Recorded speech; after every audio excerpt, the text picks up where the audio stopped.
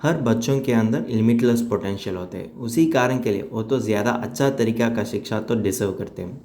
लेकिन financial requirements और एक्सकेलेटिंग fees को टैकल करने के लिए आपको स्ट्रैटेजिक फाइनेंशियल प्लानिंग की ज़रूरत पड़ती है। अगर आप देखें तो आपका सेविंग्स और इन्वेस्टमेंट पर ज़्यादा ध्यान देने की ज़रूरत पड़ती है।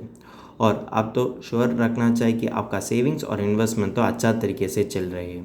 आज यह वीडियो में हम HDFC life click to achieve plan के बारे में एनालाइज करते हैं।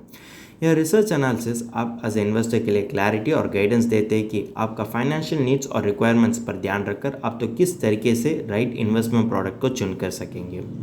आज यह वीडियो में HDFC click to achieve plan के बारे में बातचीत करते हैं। चलो वीडियो शुरू करते हैं। हेलो दोस्तों, welcome to holistic investment dot in YouTube channel. HDFC click to achieve होते हैं कि non link non participating individual saving life insurance plan. अब पहले इसके फीचर्स के बारे में हम बात करते हैं। अगर आप देखते हो इसमें इन्वेस्टर के लिए गारंटीड बेनिफिट्स, अगर वो चाहते हैं तो लमसम में भी ले सकते हैं और रेगुलर इनकम की तरफ भी ले सकते हैं। वो फ्लेक्सिबिलिटी तो दे दिया जाता है। इसमें प्रीमियम ऑफसेट फीचर भी होते हैं, जिसके वजह से वो तो सर्वाइवल बेनिफिट पे आउट अगेंस्ट प्रीमियम को ऑफसेट कर सकेंगे। और देखिए तो इसमें होने वाले सर्वाइवल और की इनकम बेनिफिट, अगर वो चाहते तो डिफ़र करते हुए उसको अक्रू करने के बारे में भी सोच कर सकेंगे। और जब उसके लिए ज़रूरी पड़ती है वो तो लमसम वजह से भी ले सकते हैं। इसमें दो प्लान ऑप्शन तो अवेलेबल होते हैं। ऑप्शन 1 देखें तो स्मार्ट स्टूडेंट और ऑप्शन 2 होते हैं कि ड्रीम अचीवर। अब नेक्स्ट हम यह HDFC life click to achieve plan में होने वाले बेनिफिट्स के बारे में हम बात करते हैं। इसमें इन्वेस्टर के लिए दो प्लान ऑप्शन होने के कारण उसकी बेनिफिट्स भी अलग पड़ती है। और जो इन्वेस्टर ऑप्शन 1 चुनते हैं और वो होते हैं कि स्मार्ट स्टूडेंट, उसके लिए डेट बेनिफिट होते हैं कि हायर ऑफ द फॉलोइंग हो सकते हैं कि सम अश्योर्ड ऑन डेथ, और वो होते हैं कि 10 times of the annualised premium, और कि 105% of the total premium paid, और कि surrender value on date of death. जिसमें ज़्यादा प्रीमियम होते हैं वो तो डेथ बेनिफिट की तरह नॉमिनी के लिए दे दिया जाता है। अब ये HDFC click to achieve plan में होने वाले प्लान ऑप्शन 2 चुनने वाले इन्वेस्टर के लिए होने वाले डेट बेनिफिट के बारे में बात करते हैं। प्लान ऑप्शन 2 होते हैं कि ड्रीम अचीवर। इसमें डेट बेनिफिट होते हैं कि हायर ऑफ द फॉलोइंग हो सकते हैं कि सम अश्योर्ड ऑन डेथ। इसमें सम अश्योर्ड ऑन डेथ तो पॉलिसी होल्डर ही चुन कर दिया जाते हैं, और उसके लिए मिनिमम होते हैं कि 7 times of the annualised premium, और कि 105% of the total premium paid, और कि surrender value on date of death. जिसमें ज़्यादा प्रीमियम होते हैं वो तो नॉमिनी के लिए डेथ बेनिफिट की तरह दे दिया जाते हैं। नेक्स्ट होता है कि सर्वाइवल बेनिफिट। अगर जो policy holder smart student option को चुन कर दिया जाते तो उसके लिए होने वाले सर्वाइवल बेनिफिट तो इसी तरह के होते हैं। इंसेप्शन में जो भी पॉलिसी होल्डर चुन कर दिया जाते उसी तरीके से अंतिम में 3, 4, 5 पॉलिसी ईयर्स में सर्वाइवल बेनिफिट तो दे दिया जाते हैं। अगर आप देखें तो इंसेप्शन में जो भी पॉलिसी होल्डर चुन कर दिया जाता है उसी तरीके से जब लाइफ अश्योर्ड तो 16 और 18 ईयर्स पहुँचते उस समय सर्वाइवल बेनिफिट तो शुरुआत कर दिया जाता है। अब प्लान ऑप्शन 2 ड्रीम अचीवर का सर्वाइवल बेनिफिट तो इसी तरह के होते हैं। इंसेप्शन के समय पर पॉलिसी होल्डर तो उसका सर्वाइवल बेनिफिट अमाउंट को चुनकर सकेंगे, और वो सर्वाइवल बेनिफिट अमाउंट तो हर साल तो पॉलिसी होल्डर के लिए दे दिया जाता है। तीसरा होता है कि मैच्योरिटी बेनिफिट, और जो investor plan option 1 smart student चुन कर दिया जाता है तो उसके लिए मैच्योरिटी के समय पर लास्ट पे out of the survival benefit ही दे दिया जाता है। उसके बिना यह प्लान में कोई अदर एडिशनल मैच्योरिटी बेनिफिट नहीं है। अब प्लान ऑप्शन 2 ड्रीम अचीवर में होने वाले मैच्योरिटी बेनिफिट के बारे में हम देखेंगे। इसमें भी इंसेप्शन में जो भी पॉलिसी होल्डर चुन कर दिया जाते वही मैच्योरिटी के समय पर सम अश्योर्ड ऑन मैच्योरिटी की तरह दे दिया जाते हैं। और उसके साथ अगर पॉलिसी होल्डर इच्छा करते हैं तो वो तो पूरे इनकम टर्म तक इनकम बेनिफिट्स को भी रिसीव कर सकेंगे, और वो तो भी डेट ऑफ मैच्योरिटी से शुरुआत होते हैं। अब यह सभी बेनिफिट्स के साथ इन्वेस्टर और पॉलिसी होल्डर के लिए दोनों प्लान ऑप्शन में भी अदर इनबिल्ट फीचर होते हैं। हो सकते हैं कि आउटस्टैंडिंग अचीवमेंट अवार्ड, इसमें देखें तो उस बच्चों और लाइफ अश्योर्ड के लिए 2 times of the annualised premium तो पेएबल होते हैं। और रिवॉर्ड तो इसी तरह भी हो सकते हैं, waiver of premium on death, और कि waiver of premium on critical illness, और कि waiver of premium on total और परमानेंट डिसेबिलिटी।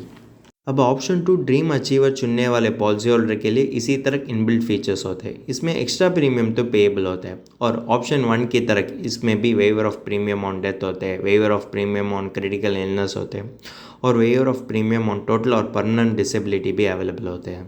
अब फीचर्स देखने के बाद हम नेक्स्ट देखेंगे कि HDFC click to achieve plan में होने वाले एडवांटेजेस के बारे में।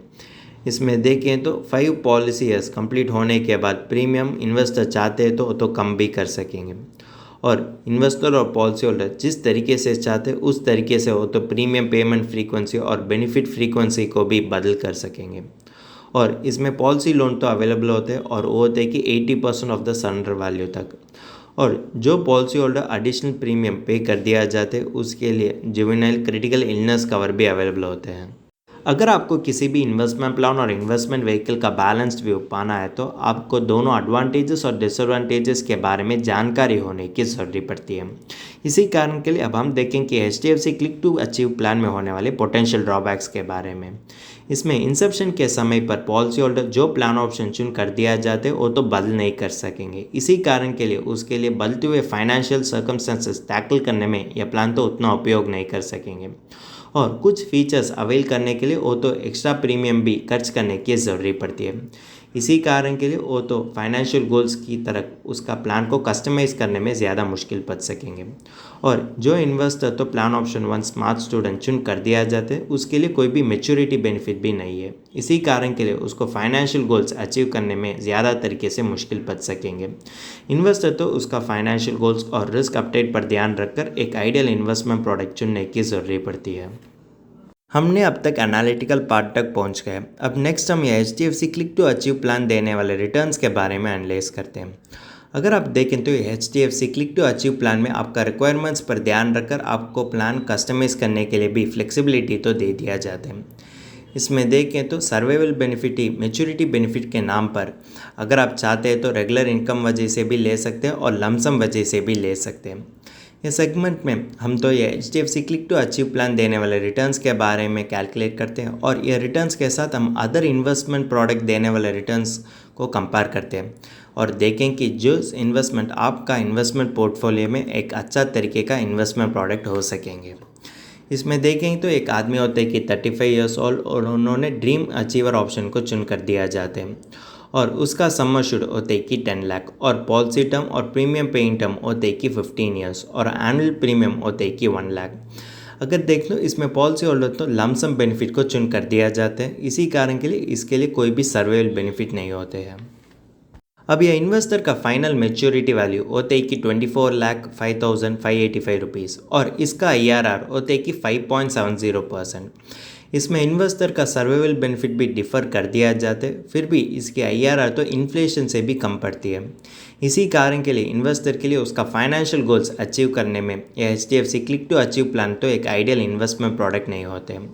इन्वेस्टर तो बाकी इन्वेस्टमेंट प्रोडक्ट के बारे में ध्यान रखने की ज़रूरत पड़ती है जिसके वजह से वो तो फाइनेंशियल गोल्स अचीव कर सकेंगे और बदलते हुए फाइनेंशियल सर्कमस्टांसेस टैकल करने में भी उस इन्वेस्टमेंट प्रोडक्ट इन्वेस्टर के लिए मदद करना चाहिए। इन्वेस्टर तो उसी तरह इन्वेस्टमेंट प्रोडक्ट चुनने की आवश्यक पड़ती है।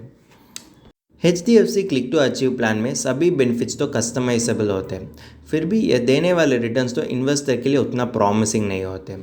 इसी कारण के लिए हम तो सिमिलर इन्वेस्टमेंट देने वाले रिटर्न्स के बारे में देखेंगे। अगर आप देख तो अगर एक investor HDFC click to achieve plan में इन्वेस्ट करने के बावजूद एक ऑल्टरनेट इन्वेस्टमेंट कॉम्बिनेशन में इन्वेस्ट कर दिया जाते तो उसके लिए कितना रिटर्न कमा कर सकेंगे उसके बारे में हम एनालाइज करते हैं।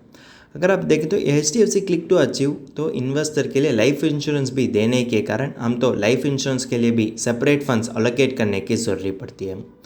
हम तो यह HDFC click to achieve plan के साथ एक pure term insurance along with PPF और ELSS कंपेयर करते हैं जिसके वजह से इन्वेस्टर के लिए दोनों इन्वेस्टमेंट अपॉर्चुनिटी और लाइफ इंश्योरेंस कवर भी मिलते हैं।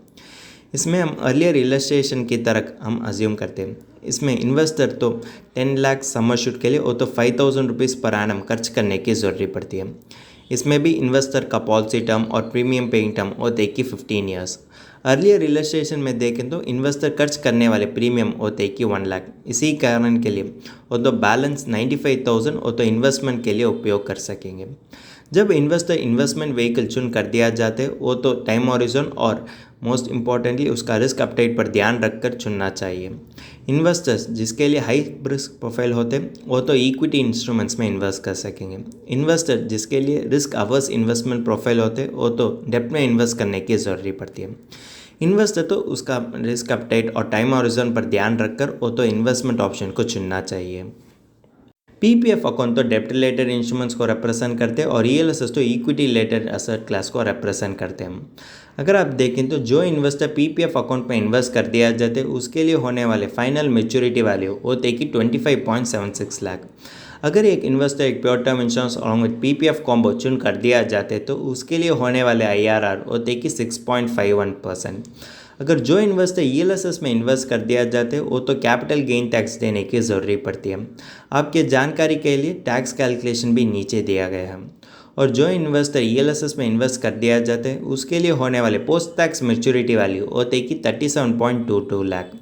अगर एक इन्वेस्टर एक pure term insurance along with ELSS combo चुन कर दिया जाते तो उसके लिए होने वाले आईआरआर होते कि 10.71% और वो तो भी पोस्ट टैक्स रिटर्न होने के कारण उसको फाइनेंशियल गोल्स अचीव करने में ज़्यादा तरीके से मदद कर सकेंगे।